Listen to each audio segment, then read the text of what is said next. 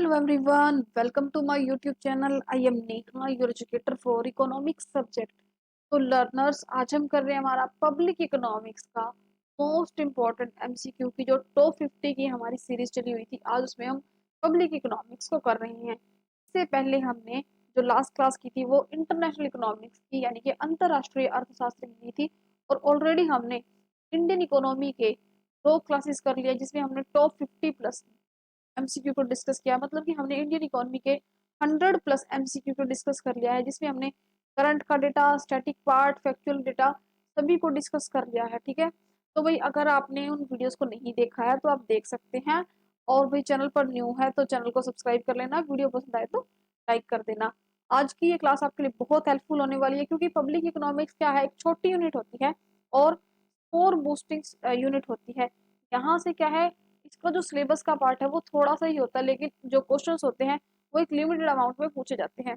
तो ये जो यूनिट होती है इस टाइप की थोड़ी सी इजी भी होती है और एग्जाम में स्कोर बूस्टर का ये काम करती है। ठीक है, तो ये आज की क्लास आपके लिए बहुत बहुत हेल्पफुल होने वाली है।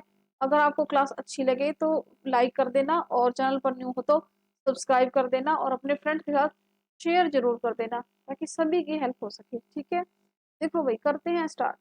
फर्स्ट क्वेश्चन है the duties levied on alcoholic liquors, narcotic drugs and opium come under, यानी कि शराब और मादक दवाओं, अफीम वगैरह पर, यानी कि जो ये नशीली दवाएं होती है, ये जो नशे वगैरह के प्रोडक्ट्स होते हैं, शराब हो गई, इन पर जो हम क्या लगाते हैं, ड्यूटीज लगाते हैं, इन पर जो हम ड्यूटीज लगाते हैं, टैक्सेस लगाते हैं, उसको हम क्या कहते हैं। ऑप्शन है central excise duty, land revenue, state excise duty या जनरल सेल टैक्स। तो भाई देखो ऑप्शंस को ही समझते हैं। तो इसको इस पर हम लगाते हैं एक्साइज ड्यूटी। तो भाई देखो अब ऑप्शन में दिया हुआ सेंट्रल भी दिया हुआ है, स्टेट भी दिया हुआ है।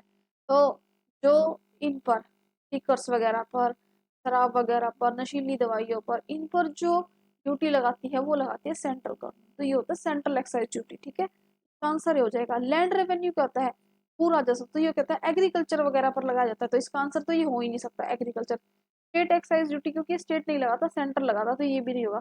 General sales tax, general sales tax क्या होता है, जो नॉर्मल प्रोडक्ट्स पे, गुड्स पे, कमोडिटी पे, सर्विस टैक्स पे लगता है, सर्विसेज पे हम लेते हैं उन पर लगता है, तो ये भी नहीं होगा। तो इसका आंसर हमारा ए हो जाएगा, केंद्रीय उत्पाद शुल्क। देखो इसका आंसर हो जाएगा सेंट्रल एक्साइज ड्यूटी। क्या होता है, it is a duty levied on production of, manufacture of excisable goods, यानी कि ये उन चीजों के प्रोडक्शन और मैन्युफैक्चर पे लगाई जाती है जो एक्साइजेबल है इंडिया में। इट इज ए टैक्स, ये क्या है, एक टैक्स है, levied upon manufacture not upon sale of goods, ये गुड्स की सेल पर नहीं बल्कि उसकी प्रोडक्शन पर और मैन्युफैक्चरिंग पर लगाई जाती है। ठीक है, तो इसके अंदर आता है ये जो सेंट्रल एक्साइज एक्ट है 1994 के अंडर आता है। ठीक है, और ये किस पर लगाया जाता है, लिकर हो गया और ये हमारी जो नशीली दवाइयाँ होगी, ड्रग नार्कोटिक्स हो गई, इन सब पर ये लगाया जाता है। नेक्स्ट है टैक्स ऑन इनहेरिटेंस कॉल्ड, वंशानुक्रम पर जो कर लगाया जाता है वो क्या कहलाता है, excise duty, estate duty, gift tax, sale tax. तो भाई देखो इनहेरिटेंस पर जो टैक्स लगाया जाता है वो होता है एस्टेट ड्यूटी, वो होता है हमारा एस्टेट ड्यूटी। ये क्या है, which is triggered by death, the tax chargeable और collected on the property of even person who dies on after the 1 February 1968। मतलब कि एक लॉ आया था, जो पर्सन 1 फरवरी 1968 के बाद जिसकी डेथ होती है उसकी जो इनहेरिटेंस प्रॉपर्टी है उस पर एस्टेट ड्यूटी 5% की क्या होगी, लिवाइड होगी। Value of the word wild assets decreasing individual who has ordinary resident of Zimbabwe, ये वहां का लॉ था, मतलब कि ये वहां का एग्जांपल दिया हुआ है लेकिन ये यहाँ भी लागू होता है। जो इनहेरिटेंस पर टैक्स लगाया जाता है वो होता है एस्टेट ड्यूटी, एस्टेट ड्यूटी। ठीक है, नेक्स्ट क्वेश्चन है हमारा when there is an official change in exchange rate of domestic currency then it is called, मतलब कि जब हमारी डोमेस्टिक करेंसी कहते हैं हमारे देश की घरेलू मुद्रा। ठीक है, घरेलू मुद्रा में की एक्सचेंज रेट में जब क्या होता है ऑफिशियल, ऑफिशियल क्या होता है चेंज आता है, तो उसको हम क्या कहेंगे, एप्रिसिएशन, डेप्रिसिएशन, रिवैल्यूएशन या डिफ्लेशन। तो इसमें जब चेंज आता है तो उसको हम कहेंगे क्या, रिवैल्यूएशन, सॉरी रिवैल्यूएशन। रिवैल्यूएशन क्या होता है, जब किसी चीज को हम दोबारा वैल्यू करते हैं। मान लो आपने आज एक मोबाइल फ़ोन लिया, ठीक है? मोबाइल फ़ोन लिया 15,000 का लिया। ये मैं एक हाइपोथेटिकल एग्ज़ाम्पल दे रही हूँ, ठीक है? 15,000 का मोबाइल लिया, सेकंड डे या थर्ड डे आप सोच रहे हो कि आप उसको सेल कर दो, ठीक है? भई अब वो 15,000 का तो बिल्कुल नहीं बिकेगा, चाहे आपने उसको यूज़ किया हो, ना किया हो, चाहे आपने कुछ ना किया हो।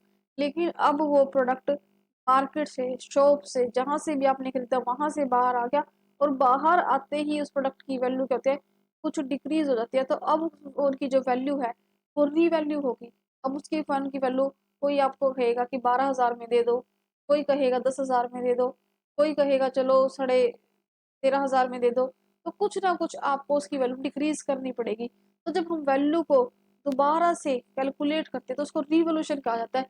Revolution refers to the adjustment of exchange rate of a country's currency. तो रिवोल्यूशन क्या है, जो एडजस्ट करती है करेंसी के एक्सचेंज रेट को। नेक्स्ट है, which one of the following is a developmental expenditure.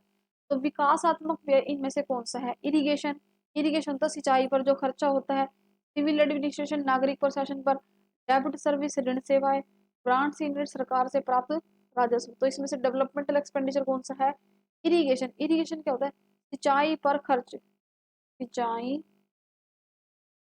पर खर्च। देखो क्या होते हैं डेवलपमेंटल एक्सपेंडिचर, समझते हैं। डेवलपमेंटल एक्सपेंडिचर क्या होता है? विकासात्मक व्यय। It refers to the expenditure which directly related to the economic and social development of the country. मतलब कि ये वो खर्चे होते हैं जो डायरेक्टली डायरेक्टली होते हैं, प्रत्यक्ष रूप से इकोनॉमिक आर्थिक और सोशल डेवलपमेंट। सोशल डेवलपमेंट होता है सामाजिक कल्याण, जो आर्थिक और सामाजिक कल्याण से डायरेक्ट रूप से क्या है, रिलेटेड है। ये क्या करते हैं, डायरेक्टली कंट्रीब्यूट करते हैं। कंट्रीब्यूट क्या होता है, अपना क्या करते हैं, अपना हिस्सा देते हैं, उसमें समर्थन देते हैं। डेवलपमेंट ऑफ द इकोनॉमी, किसी देश की अर्थव्यवस्था के विकास में ये अपना कंट्रीब्यूट देते हैं। It is productive in nature, ये क्या है, नेचर में क्या है, प्रोडक्टिव है।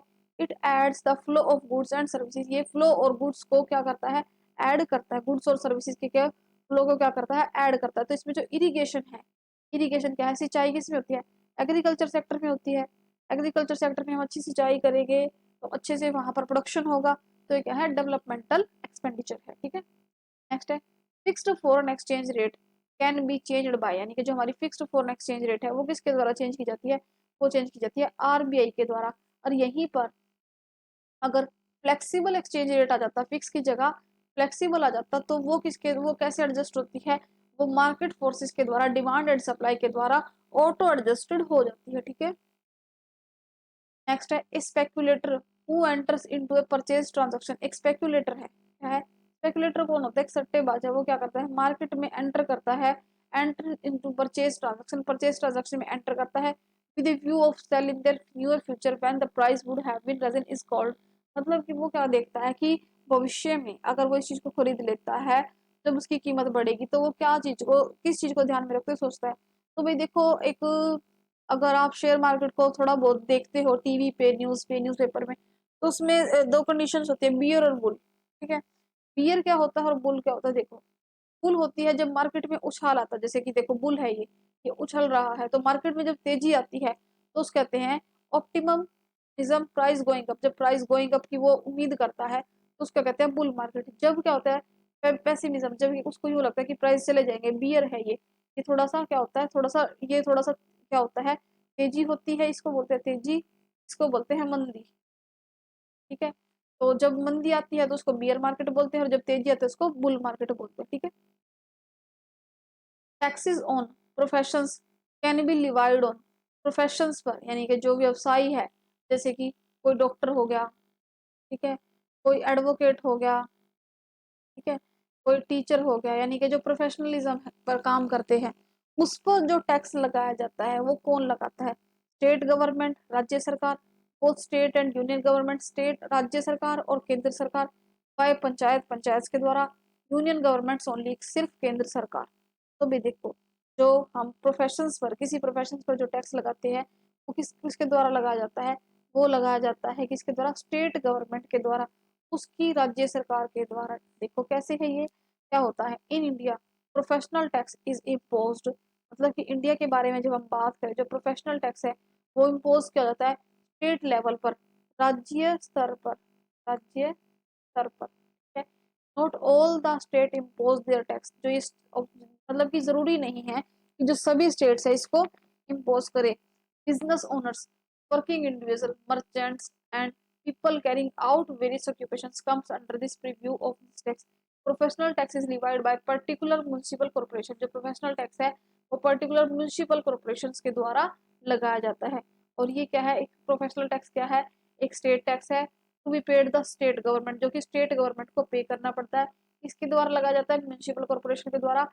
इसका आर्टिकल क्या है, under article 276 constitution of India, मतलब आर्टिकल पूछ लिया आपसे 276 कॉन्स्टिट्यूशन ऑफ इंडिया, ठीक है। नेक्स्ट है बयांसी ऑफ टैक्स इज डिफाइंड, एक कर की उछाल को परिभाषित किया गया है। तो देखो बयांसी ऑफ टैक्स क्या है, and increase percentage in tax revenue, जब टैक्स रेवेन्यू में परसेंटेज में इंक्रीज होता है और जब उसको टैक्स की और जब टैक्स का जो परसेंटेज है बेस का वो भी इंक्रीज हो जाता है, मतलब कि दोनों में जो डिफरेंस आता है वो होता है हमारा टैक्स बयांसी। इसको हम जब डिवाइड कर देते हैं, देखो देखो ये है increase in tax revenue, tax revenue में इंक्रीज आ गया, इंक्रीज इन टैक्स बेस कैसे होगा, increase in tax revenue increase in tax base. तो देखो टैक्स रेवेन्यू में कैसे इंक्रीज होगा, जब पहले टैक्स था हमारा, पहले था हमारा टैक्स कितना था, 1000 था, ठीक है। अब टैक्स कितना हो गया, 2000 होगा, तो ये क्या हो गया, इंक्रीज हो गया कितने से, 1000 से, क्या चेंज आया टैक्स में ये, ठीक है, इंक्रीज आया 1000 का। अब टैक्स की बेस भी इंक्रीज हो गई, तो टैक्स बेयंसी क्या है, ratio of percentage change in tax revenue including change in the tax collection due to change in tax base, tax base में भी चेंज आ रहा है और टैक्स रेवेन्यू में भी चेंज आ रहा है। तो जब हम इन दोनों को क्या कर देंगे, डिवाइड कर देंगे, हमारा टैक्स बायंसिस आ जाएगा। विच of the following is an indirect tax, तो इनमें से कौन सा इनडायरेक्ट टैक्स है। तो देखो हम दो टाइप के टैक्स पढ़ते हैं, हम पढ़ते हैं डायरेक्ट टैक्स, हम पढ़ते हैं इनडायरेक्ट टैक्स। डायरेक्ट टैक्स क्या होता है, अप्रत्यक्ष कर, इनडायरेक्ट टैक्स क्या होता है, अप्रत्यक्ष कर। डायरेक्ट टैक्स किस पे लगाते हैं हम, डायरेक्ट टैक्स हम अपनी इनकम पर, आय पर लगाते हैं, ठीक है। और इनडायरेक्ट टैक्स हम किस पर लगाते हैं, इनडायरेक्ट टैक्स हम और चीजों पर लगाते हैं, जैसे कि हमारे गुड्स हो गए, सर्विसेज हो गए। तो इनमें से किस पर, इनमें से जो अप्रत्यक्ष कर है वो किस में इंक्लूड होता है, capital gain tax, excise duty, wealth tax या एस्टेट ड्यूटी। तो भी देखो इनडायरेक्ट टैक्स में हम किस किस को पढ़ते हैं, तो हमारी एक्साइज ड्यूटी होती है, जो हमारी एक्साइज ड्यूटी होती है, उत्पाद शुल्क होता है, वो क्या होता है, एक इनडायरेक्ट टैक्स का एग्जाम्पल है, इनडायरेक्ट टैक्स की कैटेगरी में आता है। देखो excise duty type of tax charge on goods produced by within country, जो कंट्री के अंदर गुड्स को प्रोड्यूस किया गया है, as oppose to custom duty, जिसको जो कस्टम ड्यूटीज के अपोज है, charge on goods from outside the country, तो इसको चार्ज किया जाएगा आउटसाइड कंट्रीज पे, ठीक है। It is a tax on production और सेल ऑफ गुड्स, ये क्या है, प्रोडक्शन और सेल्स पर लगाया गया गुड्स है, ठीक है। Source of revenue government is provide to public service, तो जो गवर्नमेंट इसको कलेक्ट करती है और पब्लिक सर्विस के लिए खर्च करती है। टैक्सेशन किसका टूल है, तो भी देखो टैक्सेशन क्या है, अब इसको सिंपल मीनिंग में समझते हैं। टैक्स कौन कलेक्ट करता है, टैक्स को गवर्नमेंट कलेक्ट करती है, तो ये गवर्नमेंट का क्या हुआ, गवर्नमेंट का रेवेन्यू का सोर्स हो गया, उसकी इनकम हो गई। अब गवर्नमेंट की इनकम ये हो गई, टैक्सेस हो गए, ठीक है। टैक्सेस तो दो टाइप के होते हैं, ठीक है, डायरेक्ट टैक्स और इनडायरेक्ट टैक्स, उसके अंदर भी बहुत सारे टैक्स की कैटेगरीज आती है। तो पूछा हुआ कि किसका टूल है, मॉनेटरी टूल है, फिजिकल टूल है, प्राइस टूल है, वेज पॉलिसी है। तो भी देखो गवर्नमेंट टैक्स कलेक्ट करती है, गवर्नमेंट की इनकम होती है, अब गवर्नमेंट क्या करती है उस पैसे का, गवर्नमेंट करती है पब्लिक स्पेंडिंग, गवर्नमेंट करती है पब्लिक वेलफेयर, सोशल वेलफेयर। अब उस पैसे को गवर्नमेंट सबके लिए भलाई के लिए खर्च कर देगी। तो गवर्नमेंट की जो गवर्नमेंट टैक्स को कलेक्ट करके पब्लिक स्पेंडिंग करती है, तो वो पॉलिसी हमारी फिजिकल पॉलिसी कहलाती है। तो इसका आंसर हमारा भी हो जाएगा फिजिकल पॉलिसी, राजकोषीय नीति, ठीक है। इसका आंसर हमारा हो जाएगा फिजिकल पॉलिसी, फिजिकल पॉलिसी, राजकोषीय नीति, ठीक है। आंसर हमारा हो जाएगा फिजिकल पॉलिसी। अब गवर्नमेंट ने क्या किया, टैक्सेस को कलेक्ट किया और गवर्नमेंट ने स्पेंडिंग कर दी, ठीक है। और यहाँ पर देखो, यहाँ पर क्या है, कॉन्ट्रैक्शनल फिजिकल पॉलिसी है, ये एक्सपेंशनल फिजिकल पॉलिसी है। नेक्स्ट है indirect taxes are nature by, स्वभाव से अप्रत्यक्ष क्या है, अप्रत्यक्ष कर क्या है। तो देखो भाई इनडायरेक्ट टैक्स कैसे चीज होते हैं, इनडायरेक्ट टैक्स क्या होता है, कुछ जैसे कि मान लो आपने एक बिस्किट का पैकेट खरीदा, ठीक है, आपने एक ये क्या खरीदा, एक बिस्किट का पैकेट खरीदा, ठीक है। इस पर क्या होता है, आप देखोगे इस पर जो प्राइस लिखा होता है उस पे छोटे छोटे बारीक अक्षरों में लिखा होता है इंक्लूडिंग ऑल टैक्स, ठीक है, उसके जब एमआरपी पे लिखा होता है, एमआरपी के ही नीचे साइड में इंक्लूडिंग ऑल टैक्स, तो भाई यहाँ पर इनडायरेक्ट टैक्स क्या होता है। अब इसमें क्या होता है, ये जो टैक्स है ये लगाया तो गवर्नमेंट ने उस प्रोडक्शन पे था, उस फर्म पे था, उस बिजनेसमैन पे था। अब उसने क्या किया, इस टैक्स को हमारे ऊपर क्या कर दिया, टाल दिया। हमारे ऊपर इसको क्या कर दिया, टाल दिया। ठीक है, अब इस टाइप के जो टैक्स होते हैं वो क्या होते हैं, वो प्रोग्रेसिव नहीं होते। प्रोग्रेसिव टैक्स क्या होते हैं, जो इनकम के बढ़ने के साथ साथ बढ़ते हैं। ठीक है, तो प्रोग्रेसिव टैक्स इसका नहीं होगा। फिर आता है प्रोपोर्शनल टैक्स। प्रोपोर्शनल टैक्स क्या होते हैं, जो एक जैसे जैसे हमारी इनकम बढ़ती है तो उस रेशियो में हमारे जो टैक्स का जो परसेंटेज है वो नहीं बढ़ता, वो क्या रहता है, कांस्टेंट रहता है। मान लो पहले आपकी इनकम 1000 थी, फिर आपका 10% टैक्स था, फिर आपकी इनकम 2000 हो गई, फिर भी 10% है, फिर आपकी इनकम 3000 हो गई, फिर भी 10% टैक्स है। तो ये भी आपको ऑप्शन नहीं होगा। फिर आता है डिग्रेसिव टेस्ट। तो ये क्या होता है, अपने आप में क्या होता है, जैसे जैसे इनकम बढ़ती है वैसे वैसे क्या होता है, टैक्स का रेट कम होता है। तो ये भी नहीं होगा इसका। तो इसका आंसर हमारा हो जाएगा क्या, रिग्रेसिव। तो जो हमारा इनडायरेक्ट टैक्स है वो क्या होता है, रिग्रेसिव होता है। हिंदी में इसको क्या कहते हैं, प्रतिगामी कहते हैं। हिंदी में इसको कहते हैं प्रतिगामी। देखो, ये टैक्सेस है, ये इनडायरेक्ट टैक्स है, ये डायरेक्ट टैक्स है। ठीक है, तो ये जो डायरेक्ट टैक्स में क्या आता है, इनकम टैक्स आता है, और इनडायरेक्ट टैक्स में जीएसटी और कस्टम वगैरह आते हैं। तो ये क्या होता है, प्रोग्रेसिव होता है नेचर में। डायरेक्ट टैक्स क्या होता है, प्रोग्रेसिव होता है नेचर में। कैसे होता है, जैसे जैसे आपकी इनकम बढ़ेगी, जैसे जैसे आपकी इनकम बढ़ेगी आपके टैक्स की जो रेट है वो भी इंक्रीज होगी। लेकिन यहाँ पर क्या है, तो इसमें क्या है, रिग्रेसिव है। All consumer bear equally the burden of respectively ability to pay. अब देखो भाई क्या है,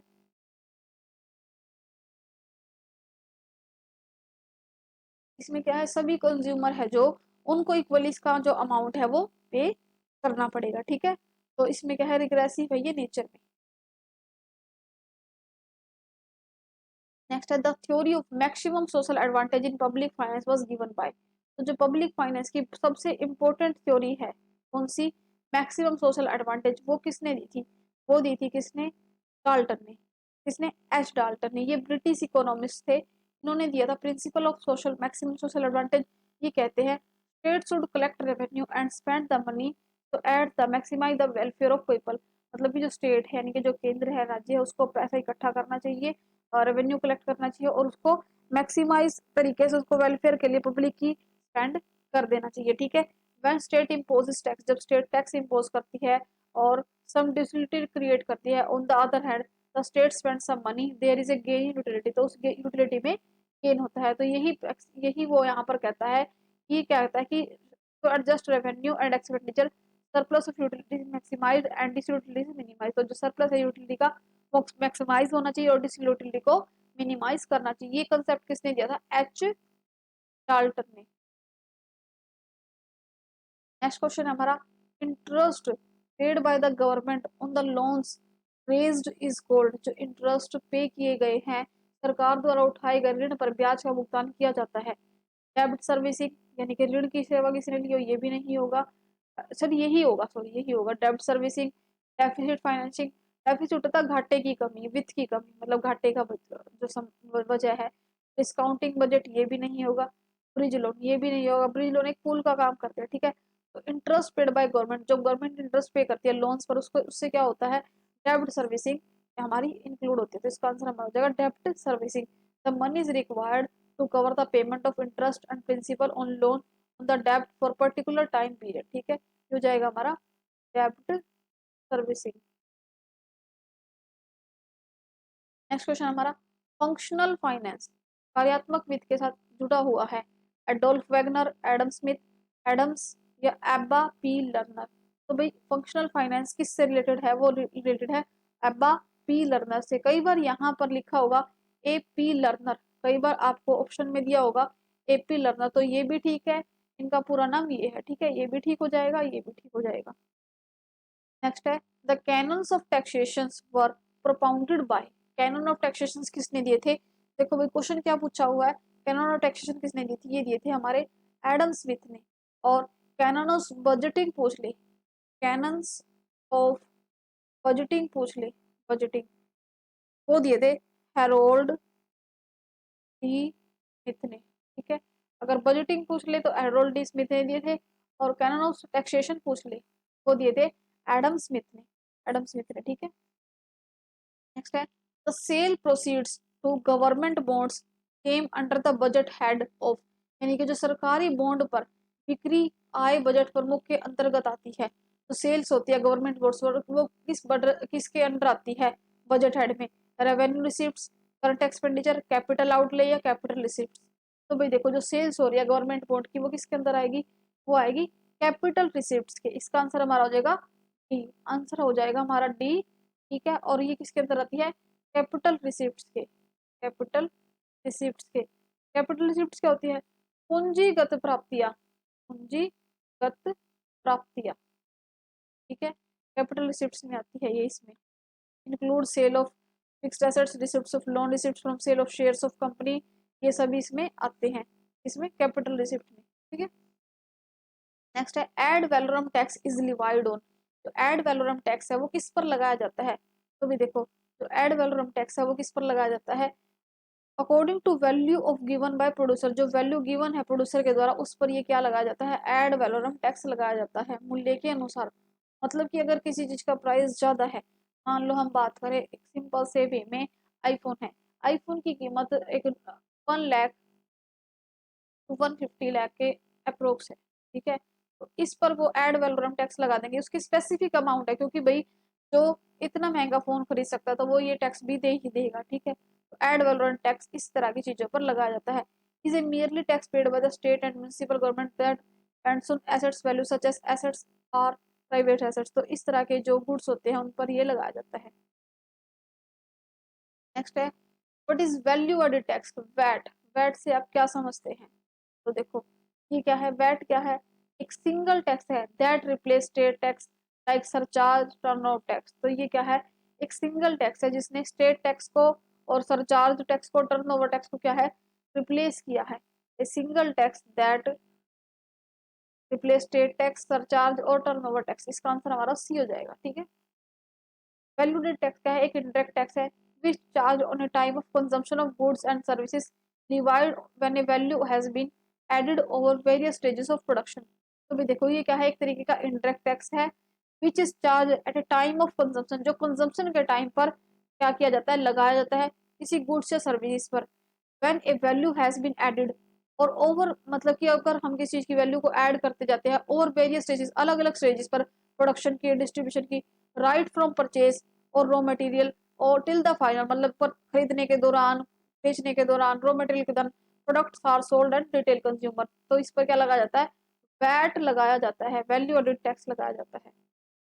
नेक्स्ट है which of the following taxes such which does not cause in prices, इनमें से जो कौन से जो कर है जो मूल्य वृद्धि का कारण नहीं बनते, does not cause price in, तो ये है import duty, income tax, octroi, sales tax. तो देखो इसका आंसर हमारा क्या हो जाएगा, इनकम टैक्स। इनकम टैक्स क्या है भाई, जब अगर प्राइस में क्या हो रहा है, वृद्धि हो रही है, तो इसका कारण इनकम टैक्स का इसके ऊपर कोई रिलेशन नहीं बनता। इसका आंसर हमारा हो जाएगा इनकम टैक्स, आयकर, आयकर, ठीक है। ठीक है, डायरेक्ट टैक्स है, डायरेक्ट टैक्स है, डायरेक्ट टैक्स क्या होता है भाई, जिस पर लगाया जाता है उसी को ही पे करना पड़ेगा, ये इसको हम टाल नहीं सकते। नेक्स्ट है financial instruments is called primary security if it is represent the liability of, वित्तीय साधन को प्राथमिक सुरक्षा कहा जाता है यदि यह देयता का प्रतिनिधित्व करता है। तो जो हमारे फाइनेंशियल इंस्ट्रूमेंट्स है ये क्या है, इसको हम क्या कहेंगे, प्राइमरी सिक्योरिटी कहेंगे। और ये किसको रिप्रेजेंट करता है, सम अल्टीमेट बोरोवर्स, कुछ अंतिम उधारकर्ताओं को, the government of India, government of India को, प्राइमरी कोऑपरेटिव बैंक या कमर्शियल बैंक। तो भाई फाइनेंशियल इंस्ट्रूमेंट जो प्राइमरी सिक्योरिटी को रिप्रेजेंट करता है इसको हम कहेंगे कुछ अल्टीमेट बोरोवर्स, सम अल्टीमेट बोरोवर्स, ठीक है। तो ये किस में आते हैं, इसके अंदर आते हैं, ठीक है। इसका आंसर हमारा हो जाएगा ए। नेक्स्ट क्वेश्चन है हमारा in case of deficit budget the deficits are covered through taxes that is called, deficit कब होता है, घाटा कब होता है भाई, देखो घाटा कब हो जाता है, जब हमारे एक्सपेंडिचर ज्यादा हो रेवेन्यू से, ठीक है। जब हमारे एक्सपेंडिचर खर्चे ज्यादा है, ठीक है, खर्चे ज्यादा है आय से, तो क्या हो जाएगा हमारा, ये हो जाएगा घाटे का बजट। तो इसका जब हमारा घाटा होता है तो हमारा सब कुछ क्या हो जाता है, इम्बैलेंस हो जाता है, अनबैलेंस हो जाता है। तो ये कब होता है, जब हमारे पास खर्चे ज्यादा होगा और इनकम हमारे कम मिली है, तो हो जाएगा हमारा, तो ये हमारा अनबैलेंस्ड हो जाएगा, ठीक है। फिर उसके बाद हम क्या करेंगे, इसको हम ठीक कर लेंगे, ठीक कर लेंगे। इन case of when deficits covered through taxes, तो हम इसको ठीक कर लेंगे, तो क्या हो जाएगा फास्ट, अब ये बैलेंस हो जाएगा, ठीक है। अब बैलेंस हो जाएगा, तो जब हमारे को सब कुछ बैलेंस हो जाता है, तो सब कुछ सेट हो जाता है, तो हमारा सरप्लस हो जाता है, हम फायदे में आ जाता है। फिर हमारी इनकम ज्यादा हो जाएगी, एक्सपेंडिचर कम हो जाएंगे, ठीक है, तो हो जाएगा हमारा सरप्लस बजट, ठीक है। वैसे तो भाई थोड़े से ऑप्शंस मेरे को गड़बड़ लग रहे हैं। Deficit through cover taxes it is called, तो ये इसका आंसर बैलेंस्ड आएगा। बैलेंस कर लिया ना हमने सब कुछ को, संतुलित बजट आएगा, इसका आंसर आप बी करो, B, balanced budget, answer B, balanced budget, ठीक है, संतुलित बजट। नेक्स्ट है, who in particular advocate long term capital gain tax, इनमें से किसने लॉन्ग टर्म दीर्घकालीन पूंजीगत लाभ की वकालत किसने की है, तो भाई वो किया है एन कार्लडोर ने, निकोलस कार्लडोर ने लॉन्ग टर्म कैपिटल गेन के बारे में डिस्कस किया है, ये है Nicholas Kaldor. Capital gain, long term capital gain tax को इन्होंने क्या कहा है, the capital gain tax is a government fee on profit made from selling certain type of assets including stock, investment और रियल एस्टेट प्रॉपर्टी।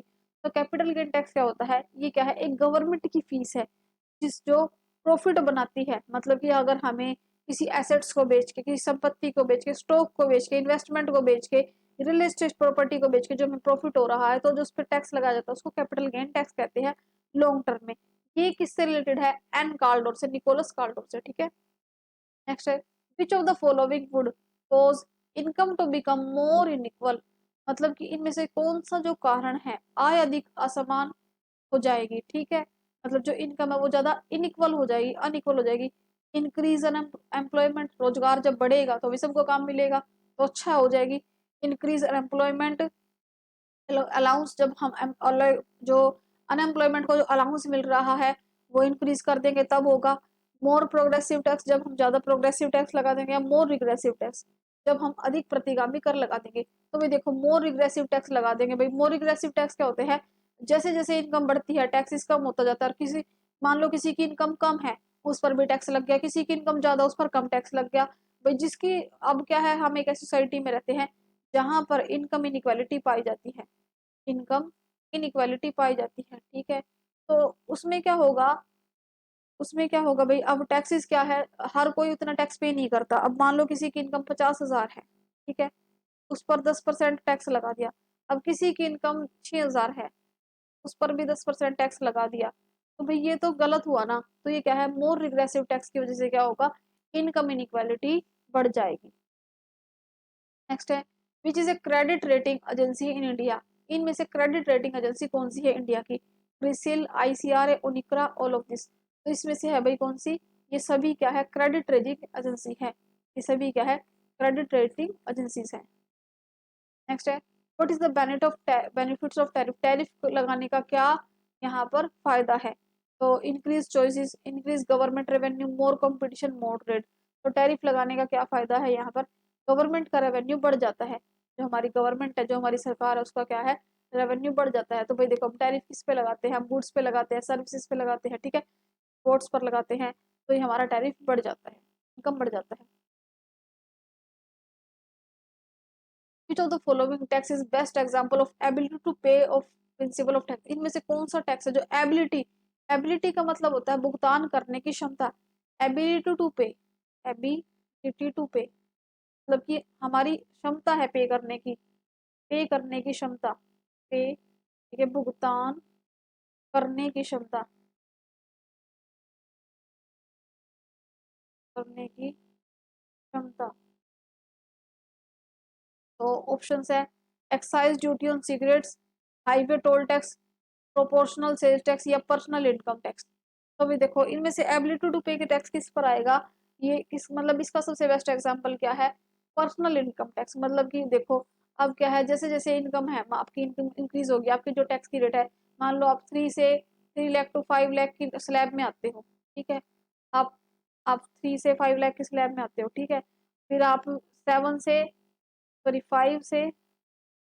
7 की slab में आते हो, फिर 7 से 10 की स्लैब में आते हो। आप पर जो टैक्स की रेट है वो बढ़ती जाएगी। ठीक है, एक हाइपोथेटिकल एग्जांपल है, समझ लेना।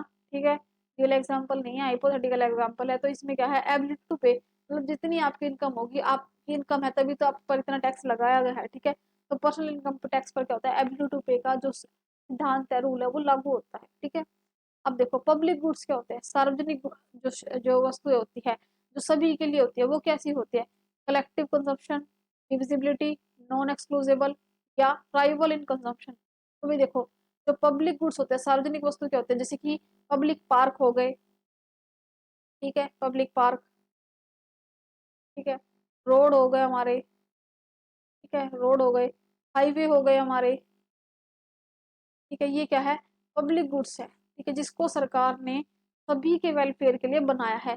तो ये क्या है, कलेक्टिव है, कंजम्पशन में सभी इसका उपयोग कर सकते हैं, फर्स्ट हो जाएगा। और क्या है, नॉन एक्सक्लूसिव है, मतलब कि आपको कोई इनको रोकने से मना नहीं कर सकता, कोई हटा नहीं सकता। तो इसका आंसर हमारा आ जाएगा वन और थर्ड, वन और थर्ड डी। ठीक है, वन और थर्ड। तो देखो भाई, ये क्या है, एक स्ट्रीट लाइट है। ठीक है, अब यहाँ पर क्या है, कोई भी अगर यहाँ पर पर्सन खड़ा है, ये एक पर्सन खड़ा है और एक पर्सन थोड़ा सा इधर खड़ा है, अगर इसको इसकी लाइट मिल रही है, इसके लाइट लेने से इसको जो लाइट मिल रहा है उस पर कोई फर्क नहीं पड़ेगा, उसमें कोई कमी नहीं आएगी। तो ये पर्सन ये नहीं कह सकता कि तुम्हारे यहाँ पर खड़े होने से मुझे लाइट कम मिल रही है। ठीक है, और ये इसकी उसको जो अवेलेबिलिटी है उसको कम नहीं कर रहा।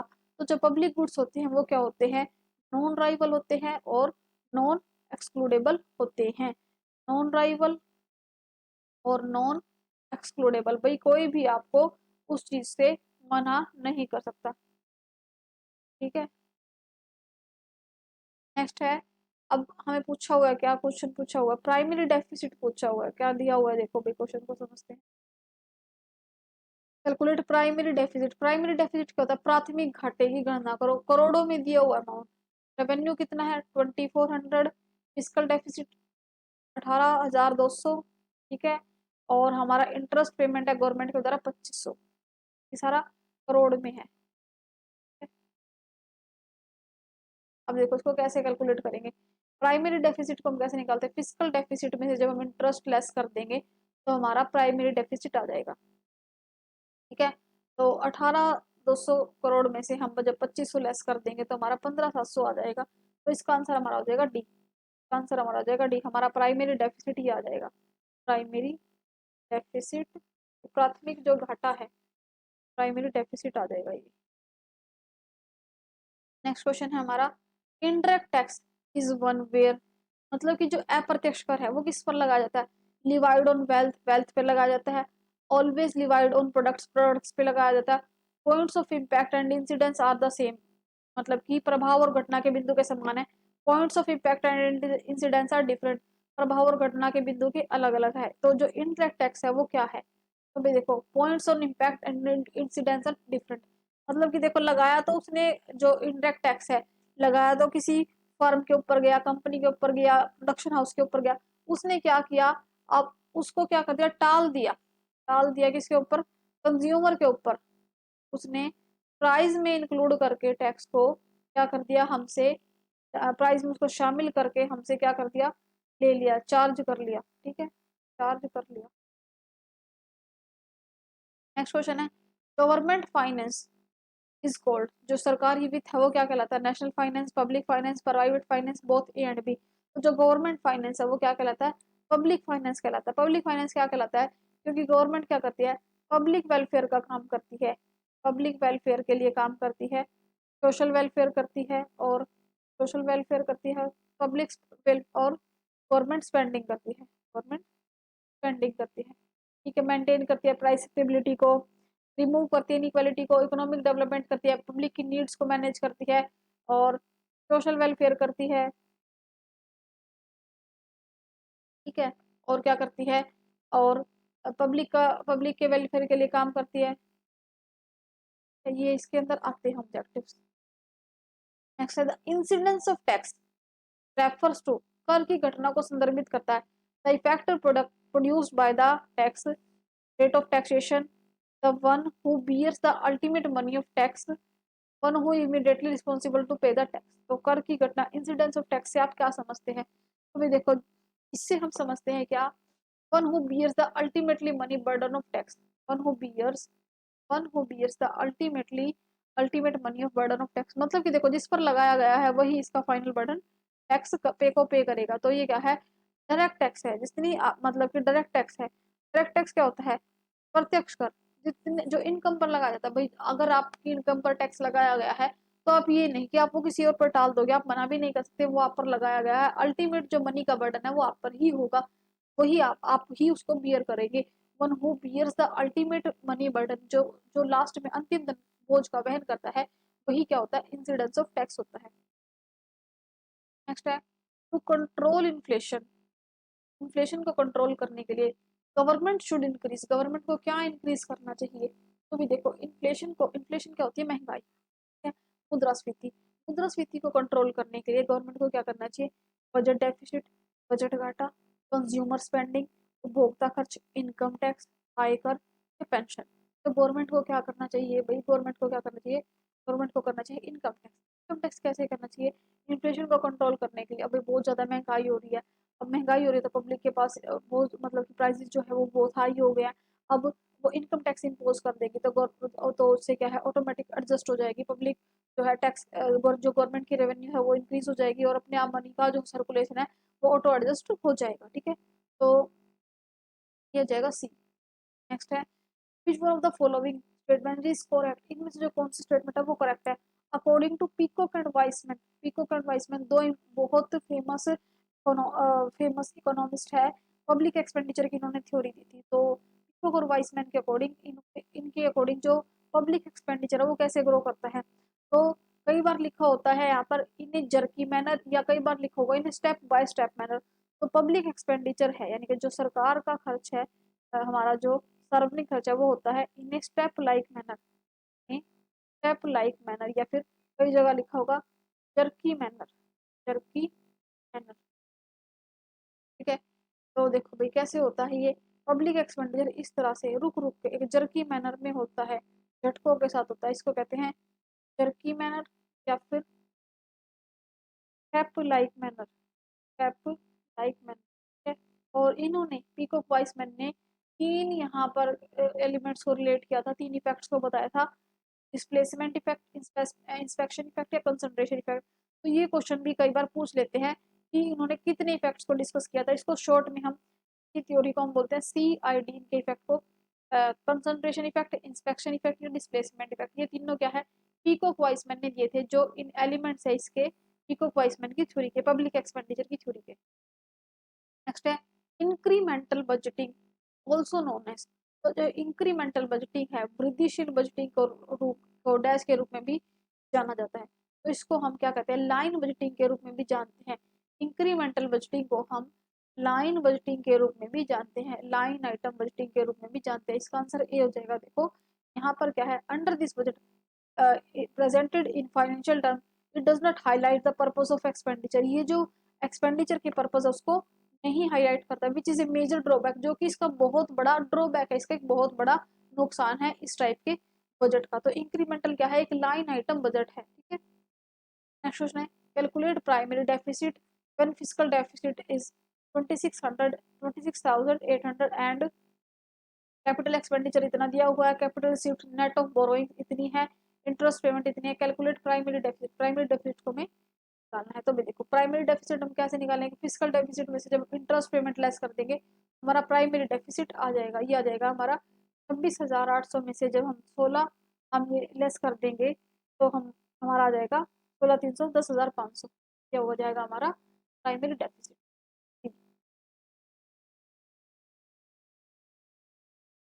नेक्स्ट क्वेश्चन है हमारा, in physical policy use to eliminate inflationary gap, मतलब इन्फ्लेशनरी गैप आ रहा है, फिजिकल पॉलिसी को हम यूज करेंगे before self correcting, self correcting से पहले mechanism begins to work when, तो ये मैकेनिज्म किस तरह से काम करेगा, price do not change, price को अप, मूल्य जो है कीमतें नहीं बदलेगी, जो कीमतें हैं वो बढ़ जाएगी, price go up and less than it self correction it is used, जो प्राइस है वो अप करेंगे और लेस देन हो जाएंगे खुद के करेक्शन से, मतलब सेल्फ करेक्शन से वो अपने आप चेंज हो जाएंगे, price go up by more than it self correction is used, तो ये क्या है प्राइस हो जाएंगे अप हो जाएंगे मोर देन इट से करेक्ट होने से इसके खुद से ही, ठीक है। तो जब हम इंफ्लेशनरी गैप को क्या करते हैं, एलिमिनेट करते हैं फिजिकल पॉलिसी से, तो क्या हो जाएंगे, प्राइस नीचे चले जाएंगे, जो हमारे प्राइसेस है वो लेस हो जाएंगे, ठीक है। इसका आंसर हमारा बी हो जाएगा, प्राइस गो डाउन, कीमतें नीचे चली जाएगी, ठीक है। नेक्स्ट क्वेश्चन है हमारा, which is not counted as public expenditure. Public expenditure में, सार्वजनिक खर्च में हम इसको नहीं गिनते। Subsidy given to local city bus service, जो हमारी लोकल सिटी बस सर्विस उसको जो सब्सिडी देते हैं। डिफेंस एक्सपेंडिचर, डिफेंस एक्सपेंडिचर हो गया। Investment spending on public companies, interest payment on national डेब्ट। तो भी देखो, अगर हम इन्वेस्टमेंट कर रहे हैं किसी पे, पब्लिक कंपनी पे, उसको हम पब्लिक एक्सपेंडिचर में नहीं कंसिडर करेंगे। पब्लिक एक्सपेंडिचर में हम क्या करते हैं, जो काम पब्लिक वेलफेयर के लिए हुआ हो, ठीक है, पब्लिक वेलफेयर के लिए हुआ हो उसको कंसिडर करेंगे। जो हम इन्वेस्टमेंट कर रहे हैं पब्लिक कंपनी में, उसको हम इसके में पब्लिक एक्सपेंडिचर में काउंट नहीं करेंगे। इसका आंसर हमारा हो जाएगा सी। नेक्स्ट क्वेश्चन हमारा, एक कॉमन रिसोर्सेज, एक सामान्य संसाधन है, क्या कॉमन रिसोर्सेज की बात हो रही है। कॉमन रिसोर्सेज जो सभी के लिए कॉमन है, जैसे कि भाई देखो एक तालाब है, ठीक है, आपके एरिया के पास तालाब है, उसमें कितनी भी फिश है, ठीक है, वो क्या है, कॉमन रिसोर्सेज है, ठीक है। तो ये कैसा होता है नेचर में, ये कैसा होता है, राइवल और नॉन एक्सक्लूडेबल, राइवल और नॉन एक्सक्लूडेबल होता है, देखो। और commonly owned resources, example fish in ocean, किसी समुद्र में फिश है, किसी महासागर में फिश है। और एनवायरनमेंट हो गया, they are non excludable and rival in consumption, ठीक है। तो ठीक है, हो गए कॉमन रिसोर्सेज हो गए, ठीक है। अगर हम इनका ओवर यूज करेंगे तो ये हमारे जो कॉमन रिसोर्सेज है वो डिक्लाइन कर जाएंगे, मतलब हम पानी को वेस्ट करेंगे, उनको निकालेंगे, उनसे छेड़छाड़ करेंगे, तो ये क्या करेंगे, इनमें कमी आना शुरू हो जाएगी, ठीक है। नेक्स्ट है, if a public good is a public, एक गुड अगर पब्लिक गुड है तो क्या है, anyone can be executed excluded enjoying its benefits, कोई भी इसके लाभों का आनंद लेने से बाहर रख सकते हैं। भाई पब्लिक गुड की बात हो रही है तो सभी के लिए अवेलेबल है, जैसे कि रोड हो गया, हाईवे हो गया, ठीक है, रेलवे स्टेशन हो गया। अब आप किसी को मना थोड़ी कर सकते कि भाई ये रेलवे स्टेशन में मत आओ, रोड पे जाने से आप किसी को मना नहीं कर सकते। पार्क हो गया, पब्लिक पार्क हो गया, ठीक है। और भाई ये सभी चीजें क्या है, ये एग्जांपल है। कंज्यूमर पे लो प्राइस, जरूरी नहीं है रोड पे जाने के लिए आपको कोई प्राइस नहीं देना पड़ता, हाईवे पे जाने के लिए आपको कोई प्राइस नहीं देना पड़ता, रेलवे स्टेशन पे जाने के लिए आपको कोई प्राइस नहीं देना पड़ता। हाँ, आपको ट्रेन की टिकट खरीदने के लिए आपको उसकी टिकट लेनी पड़ती है, तो आपको प्राइस देना पड़ता है। रेलवे स्टेशन पे जाके आप वैसे भी बैठ सकते हो। और पार्क है, पार्क में जाने के लिए आपको कोई प्राइस नहीं देना पड़ता, ये दोनों ऑप्शन तो नहीं होंगे, ठीक है। No one can be excluded from enjoying its benefits, आपको कोई भी इसके बेनिफिट लेने से रोक नहीं सकता। तो इसका आंसर हमारा हो जाएगा सी, इसका आंसर हमारा हो जाएगा सी, ठीक है। आंसर हमारा हो जाएगा सी, ठीक है। देखो पब्लिक गुड्स क्या है, पब्लिक पार्क हो गए, रोड्स हो गए, गवर्नमेंट की सर्विस है। अब भाई कोई कोई गवर्नमेंट सर्विस प्रोवाइड करती है, आप उस सर्विस के लिए एलिजिबल हो, तो कोई आपको मना नहीं कर सकता। लॉ एनफोर्समेंट, गवर्नमेंट ने कोई रूल्स बनाए, रेगुलेशन बनाए, तो वही सबके लिए लागू होते हैं, ठीक है। कोई भी आपको उससे लेने से मना नहीं कर सकता। नेक्स्ट है, एक good that is rival and non excludable, जो क्या है, राइवल भी है और नॉन एक्सक्लूडेबल भी है, वो क्या है, कॉमन रिसोर्सेज है। आंसर इसका हो जाएगा हमारा कॉमन रिसोर्सेज, ठीक है। नेचुरल यानी कि सामान्य संसाधन, ठीक है। तो ये क्या है, एक्सक्लूडेबल भी है और क्या है, नॉन राइवल भी है। तो ये नॉन एक्सक्लूडेबल है और नॉन एक्सक्लूडेबल और राइवल है, ठीक है। कॉमन गुड्स, कॉमन रिसोर्सेज, मतलब देखो अगर आप इसमें क्या है, ये क्या है, राइवल क्यों है भाई, देखो अगर आप लगातार कोई कोयले की खदान है, आप वहां से निकालते जाओगे तो खत्म होगा। या फिर एक कोई समुद्र है, आप वहां से मछलियां निकालते जाओगे, थोड़े टाइम बाद क्या उनमें कमी आएगी, ठीक है।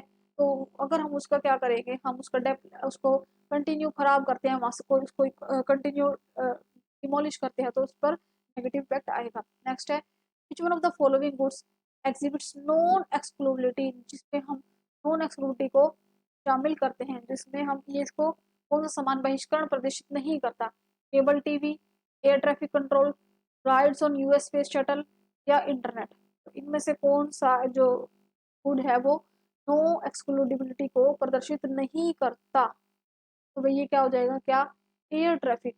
एयर ट्रैफिक कंट्रोल क्या है, ये नॉन एक्सक्लूडिबिलिटी को शो नहीं करता, ठीक है। हवाई यात्रा नियंत्रण, आंसर हमारा बी हो जाएगा।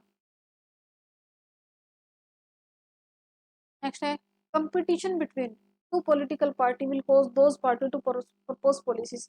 दो राजनीतिक पार्टी है उनके बीच जो कंपटीशन है उसको प्रस्ताव करने के लिए क्या होगा, तो ये क्या है एक दूसरे से काफी मतलब क्या है जो इनके ये क्या है जो कोई भी पॉलिटिकल पार्टी होती है ये क्या करती है कभी हर टाइम एक दूसरे के साथ आर्ग्यूमेंट करती है, एक दूसरे की पॉलिसी को लेकर क्या करते हैं अपना पॉइंट ऑफ व्यू रखते हैं उनमें कमियां निकालते हैं, तो ये क्या है रेशनल इग्नोरेंस है, ये बिल्कुल ठीक है। क्वाइट डिफरेंट है, एक दूसरे से अलग नहीं है, सभी सिमिलर है, तो क्या है सभी सिमिलर है, इसका आंसर हमारा हो जाएगा डी। सभी सिमिलर है, बस ये एक दूसरे के अगेंस्ट है, एक दूसरे के अगेंस्ट है, लेकिन इनका जो पॉइंट ऑफ व्यू है वो वही है। नेक्स्ट है free riding can occur if good is a free riding, मतलब फ्री राइडर का मतलब क्या है यहाँ पर अच्छी सवारी का नहीं है, फ्री राइडर का ही आएगा, अच्छी सवारी कुछ नहीं होता, इसको आप फ्री राइडर ही पढ़ो। तो इसमें क्या होगा इफ गुड का अगर कोई गुड क्या है प्राइवेट है एक्सक्लूडेबल है, फ्री राइडर में कब होगा पब्लिक गुड्स, मतलब कि पब्लिक गुड्स जो होते हैं सार्वजनिक जो वस्तु होती है वहां पर क्या है one who person receive the benefits of good but avoids paying for its, मतलब देखो अब क्या है पार्क है, ठीक है, और रोड है, ठीक है, और क्या है रेलवे स्टेशन है, ठीक है, तो यहाँ पर क्या है यहाँ पर क्या है अब क्या है इसके बेनिफिट्स तो सभी ले रहे हैं लेकिन अवॉइड करते हैं वो पे करने को, जरूरी तो नहीं है उन्होंने उसके लिए टैक्स दिया हो जो भी इस पे चल रहे हो, तो ये कहते हैं फ्री राइडर होते हैं।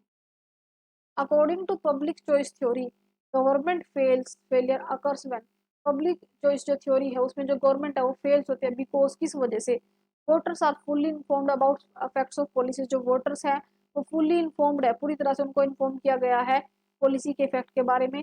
Government official do not listen to pleading the special interest of group, जो गवर्नमेंट ऑफिशियल्स है वो बिल्कुल भी बात नहीं सुनते ग्रुप्स की। लोबिस्ट राइट लेजिस्लेशन, जो लोबिस्ट है वो कानून लिखते हैं।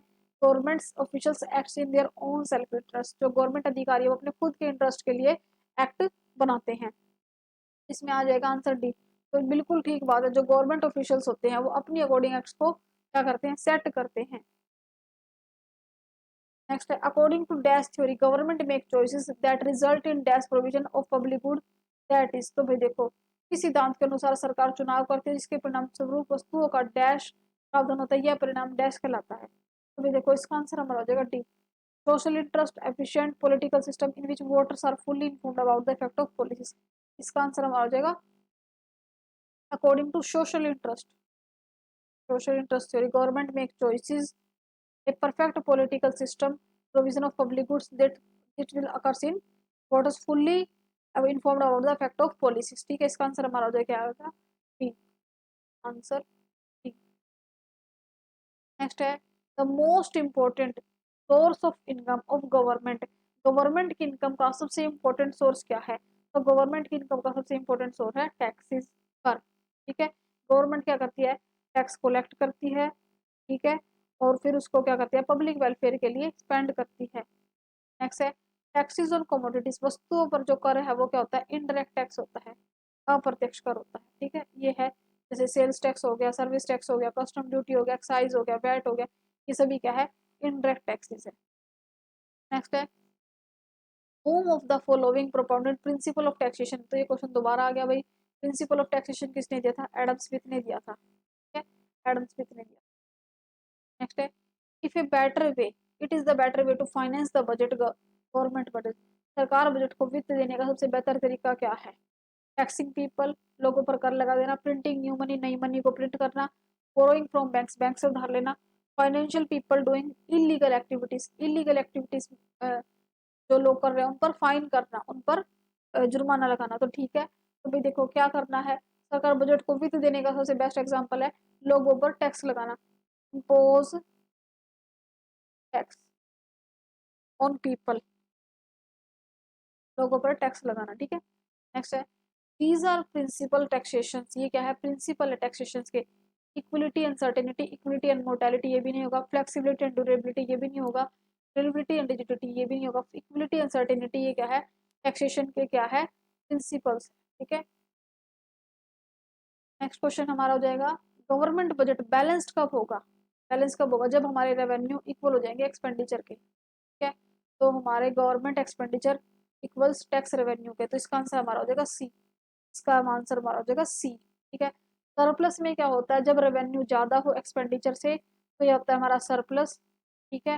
डेफिसिट में क्या होता है, डेफिसिट में क्या होता है, जब एक्सपेंडिचर ज्यादा हो रेवेन्यू से, ये डेफिसिट में होता है। और ये क्या होता है, बैलेंस्ड में क्या होता है, बैलेंस में क्या होता है, जब रेवेन्यू इक्वल हो एक्सपेंडिचर के। नेक्स्ट है, study of public finance helps to reducing dash in developing countries. Developing countries कौन सी होती है, डेवलपिंग कंट्रीज होती है विकासशील देश, जैसे कि हमारी कंट्रीज। तो हमारी कंट्री क्या है, विकासशील है, अभी भी विकास कर रहे हैं, अभी भी हम पूरी तरह से विकसित नहीं है। डेवलपिंग कंट्री में जो पब्लिक फाइनेंस है वो क्या रिड्यूस रिड्यूस होता है, कम करना, किसी चीज में कमी लाना, कमी लाना। तो पब्लिक फाइनेंस किस चीज में कमी लाता है, इनकम इनइक्वालिटी में, इनकम इनइक्वालिटी में कमी लाता है। ठीक है। आंसर हमारा हो जाएगा इनकम इनइक्वालिटी। देखो भैया पब्लिक फाइनेंस है, क्या है, गवर्नमेंट डिफरेंट डिफरेंट स्कीम्स लगाती है, लेके आती है, इससे क्या है, सभी को हेल्प होती है। ठीक है। नेक्स्ट है, public expenditure is the expenditure of dash of the country. तो जो पब्लिक एक्सपेंडिचर है, यानी कि जो सरकारी सार्वजनिक व्यय है, वो किसकी तरह के एक्सपेंडिचर है, तो भाई वो है क्या, गवर्नमेंट एक्सपेंडिचर। गवर्नमेंट खर्चे करती है, सभी के लिए करती है। क्यों नहीं कि गवर्नमेंट को ये शहर पसंद है, इस कम्युनिटी के लोग पसंद है, नहीं, गवर्नमेंट सभी के वेलफेयर के लिए वहां पर काम करती है। तो भाई आज के हमारे ये क्वेश्चंस होते हैं कंप्लीट। आई होप आपको ये क्लास अच्छी लगी होगी। मिलते हैं नेक्स्ट क्लास में, थैंक यू सो मच। और भाई बता दीजिएगा आपको ये क्लास कैसी लगी। और भाई वीडियो को अगर अच्छी लगी हो, वीडियो पसंद आई हो तो लाइक कर देना, चैनल पर न्यू हो तो सब्सक्राइब कर देना। बहुत अच्छी अच्छी क्लासेस आपको लिए लेकर आएंगे। और भाई हमारे अपकमिंग जो एग्ज़ाम है स्टेट के लिए, उसके लिए लगातार जितनी हो सकती है कोशिश करूँगी कि 2 से 3 वीडियो डेली की अपलोड करूँ। और उसके बाद दिसंबर के बाद हम एनटी यूजीसी नेट की प्रिपरेशन तैयारी करेंगे। हम इकोनॉमिक सब्जेक्ट की एनटीए के जो हमारा जून का बैच होगा उसको कंसिडर करेंगे, जून का जो एग्जाम होगा 2025 का, क्योंकि अभी तक दिसंबर के एग्जाम फॉर्म फिल नहीं हुए हैं, उसका नोटिफिकेशन नहीं आया। तो भी हम जून को टारगेट करके हम अपने यहाँ पर क्लासेस को कंटिन्यू करेंगे। ठीक है भाई। तो एसटेट का एग्जाम होने के बाद हम एनटीए यूजीसी नेट जो हमारा इकोनॉमिक सब्जेक्ट है उसके जो क्लासेस है वो यहाँ पर स्टार्ट करेंगे। ठीक है भाई, मिलते हैं नेक्स्ट क्लास में, थैंक यू सो मच।